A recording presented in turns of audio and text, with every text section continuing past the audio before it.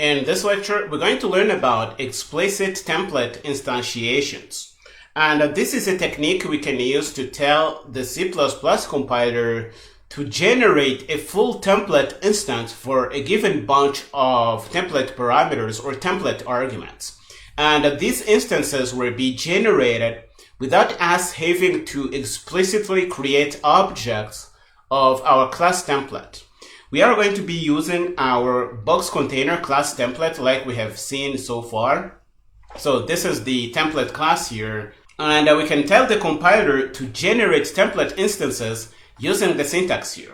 For example, we can specify that we want a class template instance generated for double and 10.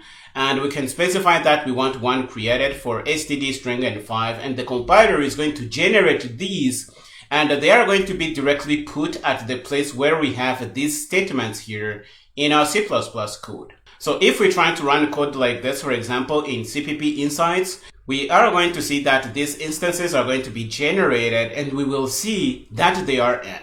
One thing you should know is that the compiler is going to generate these instances based on the arguments that you provide. They are going to be put exactly in the same spot where you have your template class statements.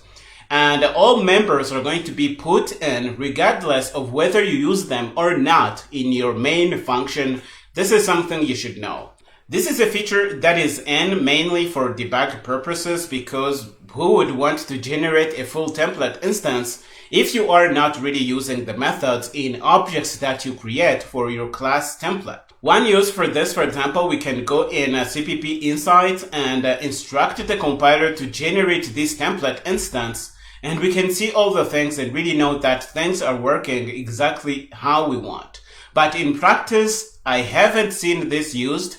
And if you happen to see a way this becomes more useful, please let me know. I would like to know. But for now, we're going to go to CPP Insights and try to play with us. Here I am at CPP Insights, and this is the code we had from the last lecture using default arguments for our class template, or it's not. It is not. So let's make sure we put that code in. I can go to the Visual Studio Code editor and grab the code for my box container class template, and I can put this in because I want you to see this with non-type template parameters, and that's going to be much more complete. So let's grab the code here, and I am going to put this in. Let's make sure we grab the entire thing and remove it. Let's do this. So we remove everything. Let's make sure we do that. Sorry for this. Sometimes my mouse is disappointed. I am going to include std string because we are about to need that. And I'm going to put in my class template. It is going to be the one with two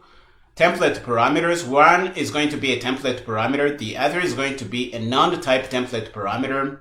But what we want to see is that we can instruct the compiler to generate a template instance, even if we are not creating an object here. And this is why it is called explicit template instantiation. Template instantiations we have seen before were implicit in that they were instantiated as a result of us creating an object of our class template. What we are going to see here is going to be explicit template instantiation, because we will explicitly tell the compiler to generate a template instance at this location here. You're going to see that it is going to live at line 249. So let's do this. We are going to put in code to instruct the compiler to do this as we saw in the slides. We are going to say template class, and we are going to say which class we want to generate an instance for. And we are going to say which arguments we want in our template instance. This is going to be double and 10. And if we run this, we're going to see that this is going to work. So let's run this through our CPP Insights instance. Okay, the tool is going to be doing this correctly. And if we go down, we're going to see that we have our template instance here. You see that double and 10 have been plugged in. And this is going to have all the methods that we set up in our class. You see capacity is here, get item is here. We have all these methods, even if we are really not using them in the main function. And this is the point of an explicit template instantiation. That's going to create an instance with all these arguments plugged in. And this is going to have all the methods in regardless of whether you use them in your code or not. So this is something you need to know. If we go down and try to create another instance, we're going to see that we pass in an std string and a 5.